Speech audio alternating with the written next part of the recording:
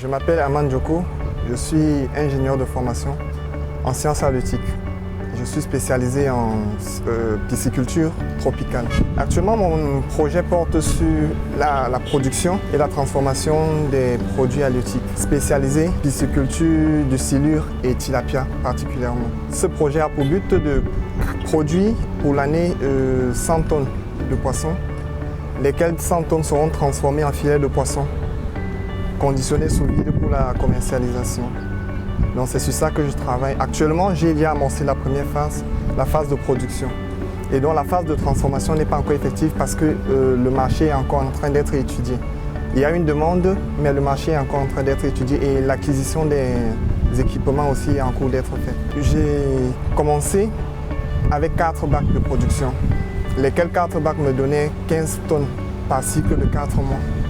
Et je suis en train d'étendre progressivement. Là, actuellement, je suis à 6 bacs déjà. Et donc, j'espère qu'à la fin de cette année, je pourrai être à 12 bacs comme j'espère.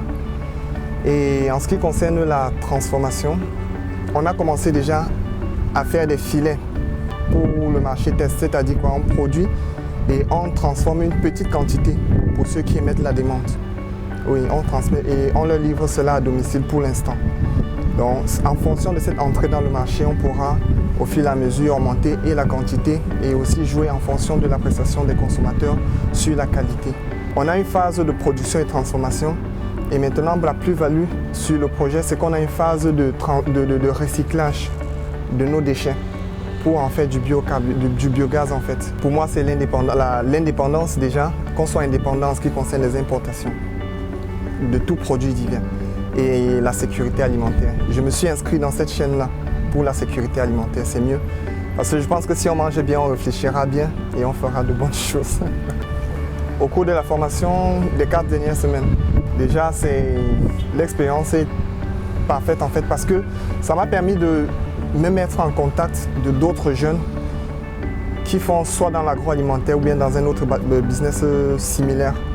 Et déjà leur vision, échanger avec eux et partager leur vision aussi a permis de renforcer déjà mes capacités personnelles, de renforcer mon carnet d'adresses, de créer un réseau qui est en fait le but principal de ma venue au Yali. C'était initialement créer vraiment un réseau, qu'on puisse dire que dans telle région ou alors dans tel pays, je peux trouver un jeune à un moment ou un autre qui me permette d'asseoir ou alors d'affermir mon business. Parce qu'initialement, on veut produire pour le Cameroun, oui, mais il faut étendre le marché en fonction de la demande. Pour nous, les jeunes aujourd'hui, on a plus tendance à se ruer vers les emplois.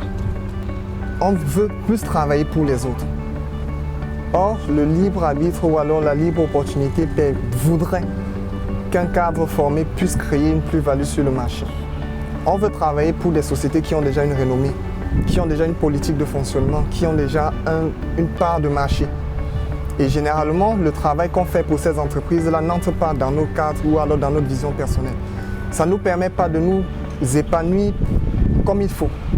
Ça ne nous permet pas de créer ce qu'on veut créer en fait. Et il faudrait donc que chaque jeune en Afrique, chaque entrepreneur, chaque jeune, de toutes couches confondues, qu'il soit intellectuel ou pas, parce que bon, c'est relatif l'intellectuel, qu'il soit intellectuel ou pas, puisse prendre en main sa propre vie, vivre sa passion, vivre ce qu'il fait en fait. Et je pense que c'est par là, par cette passion, que le développement pourra subvenir pour l'Afrique.